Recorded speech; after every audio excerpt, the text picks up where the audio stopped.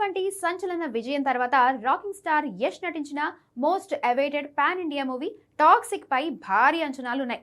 Talented director Geetu Mohan Das దర్శకత్వంలో భారీ action and revenge డ్రామాగా రూపొందిన ఈ సినిమా ఆగస్టు 26న గ్రాండ్ రిలీజ్ కు సిద్ధమవుతోంది.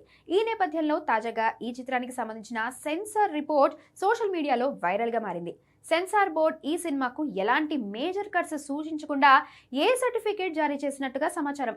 దాదాపు 3 గంటల 12 నిమిషాల రన్ టైంతో రానున్న టాక్సిక్ కు కన్నడ వర్షన్లో కేవలం 2 పదాలను మ్యూట్ చేయడంతో పాటు పొగ తాగడం మరియు మద్యపానానికి సంబంధించిన సన్నివేశాల్లో తప్పనిసరి హెచ్చరిక లైన్ను జోడించాలని మాత్రమే బోర్డు సూచించిందట.